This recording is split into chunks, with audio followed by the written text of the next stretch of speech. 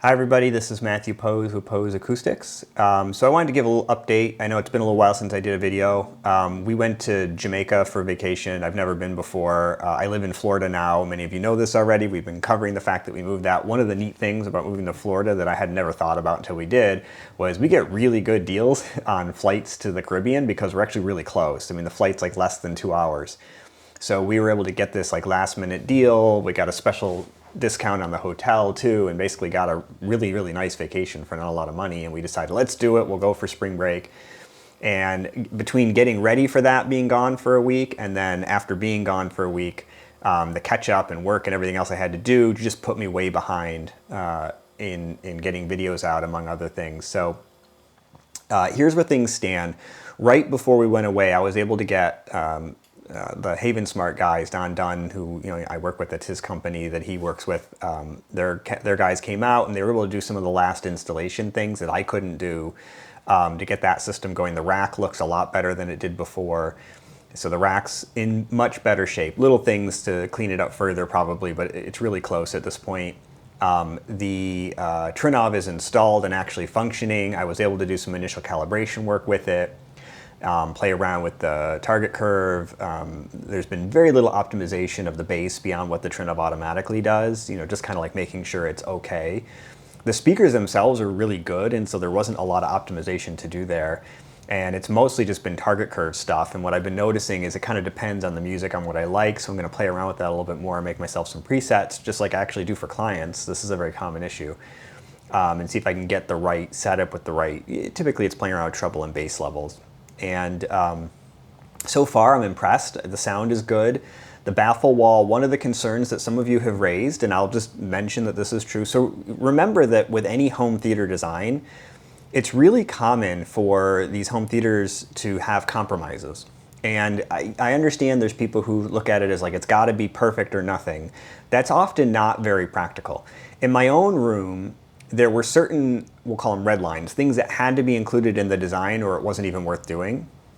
And then there were other things where I had to look at it and say, well, what am I willing to compromise on? So I wanted to make sure that there was at least one center seat that was the right optimal distance from the left, center, and right speakers, given the width that I could have them apart, the screen size I could accommodate, and also kind of playing into the modal distribution in the room, that it wouldn't sit in a really horrible location. So there had to be one seat like that. And then outside of that one seat, I really didn't care.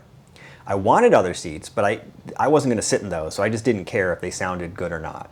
So the goal was not to make a system, for instance, that compromised the best performance at one seat for very good performance at multiple seats. The goal really was one really good seat. Who cares about the rest? We'll just have them there as like overflow.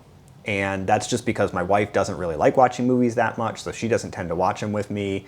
My kids could care less about what the sound is like. Most of my friends would just be wowed by the bass. So for me, one good seat. The other thing was sound isolation. It was really important. I had a finite space that I could fit the theater within for this area, this second floor that we put together for the theater and office, and I knew I was going to give up some of the floor space for sound isolation, and I was okay with that because the sound isolation was important. It didn't need to be like complete perfect sound isolation. I knew that that was going to be out of budget for me. I mean, even getting discounts and doing a lot of the engineering work myself doesn't change the fact that a lot of the materials needed for some of what I was doing would be very expensive to go to the next level. So it's not perfect sound ISO by any means. Obviously there is no such thing, but it's even not as good as it probably could have been if I was willing to give up even more floor space or use even more expensive techniques. I had to kind of go with what made sense, so there's a good compromise in there to get things done well enough. And it really is pretty good. I've actually measured pretty good transmission loss in the field. So that being said, one of the things is I designed this theater with one thing in mind, and then my plans changed as I went along. And I did a video on like, you shouldn't do that, which is true, you really shouldn't do that, but it happens to the best of us. And in my case, things were changing because my company was changing, what I was doing was changing, and the kind of products that I was offering, I wasn't offering products originally, and then I was. So the original plan was to build a baffle wall that had enough depth in it to support box speakers. And specifically, I wanted to use my Gedley speakers. I was gonna upgrade them, make them fully active. They are set up as passive. And that was going to be my speakers, and I was going to put in different surrounds, the whole deal. Well, then it turned into I was going to, do something else yet, and then eventually it turned into Perlisten. And I thought I was going to do the Perlisten S5Ms, the monitors, because those would have fit. And so I had decided that like making it the right depth for the S5M or the Gedleys or anything like that would give me options. So that's how I designed the baffle wall. But then what happened was they told me they were releasing an in-wall speaker, but it would be a while, and a while actually met my timeline. Like enough time had passed between when we moved into the house and when the theater was actually far enough along to put speakers in that those were an option. So I'm like, all right, let's just go with the in-walls, and I'll put a baffle over the, basically the compartment I made, if you will, for the screen wall.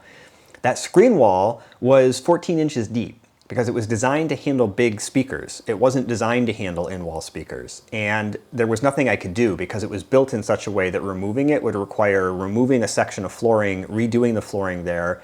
It would have drywall repair, like there would have been a lot to do it. And I decided, let's just make the best of it. It is what it is.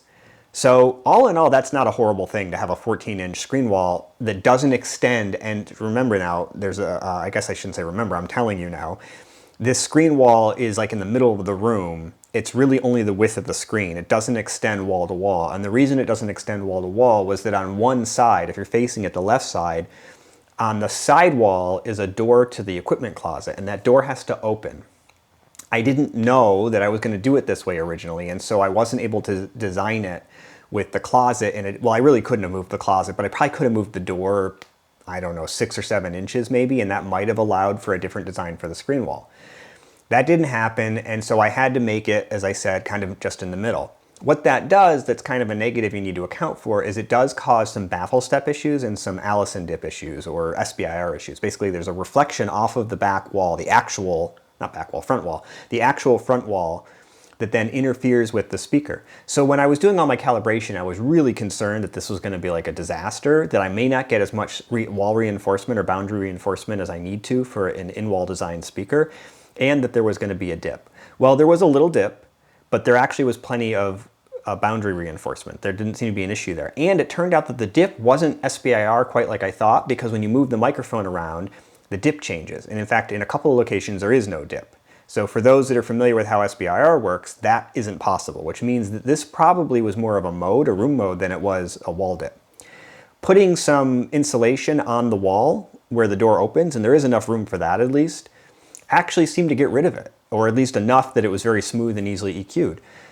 So overall response is like really good. I'm impressed with that. I'm just playing around with it. I don't have the screen up yet. I'm gonna have somebody come over and help me build that. It's a 2-person job. Once the screen's up, it's really just getting the acoustic treatments into the room, and then it really is pretty much good to go. Some cleanup. I have a painter who's gonna come in. There's some drywall repair that does need to get done, and some repainting that needs to get done. So he's gonna come in and do that for me.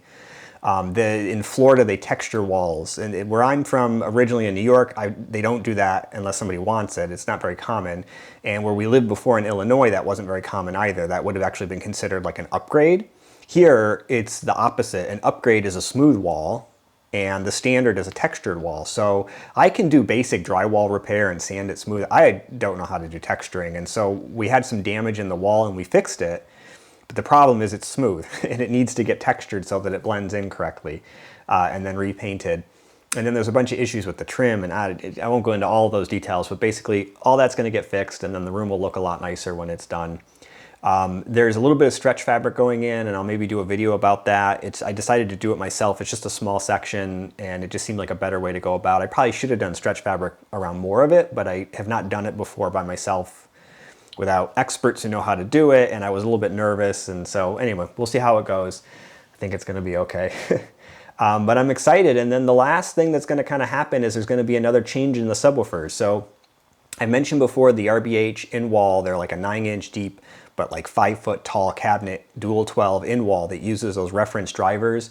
They really have high output and they sound really good. Those are in the back, and then the plan was to use an 18-inch DIY sub that I have in the front corner. And that'll go in there initially, but actually I've had a couple of offers for other options, and also I've been looking as a dealer at bringing in the D215S from Perlisten, just because it'd be nice to have that to demo for people. And so we'll see which of these things happen. Maybe all of them would happen and there'll just be a ton of crazy subwoofers in there. I don't know. but I think that upgrade will be pretty cool. You know, the one way to think about it, we talked about in other videos, displacement and how to calculate that relative to others. A D215S has two 15-inch drivers. It's not isobaric, so both of them are actually active and part of the displacement equation. That thing basically has the same displacement as you would get out of a 21-inch driver. So this is like a 21-inch subwoofer with 30, I think it's 34 millimeters of X-Max and like 3,000 watts of power. It's a serious subwoofer. It's got a lot of output for a sealed subwoofer. And of course the distortion is record-setting low. Group delay is like record-setting low. It's a really good sounding subwoofer. So I'm really excited to potentially bring that in. Every time I've ever heard one set up in somebody else's system, I've been envious of how good it sounds and wanting that in my own system. And I think it's worth doing. So that's kind of where things are at. I'll include in this video a little bit of a tour of where the theater is actually at too, so you can see. We did some walnut trim that looks nice. Some of the stuff is coming together.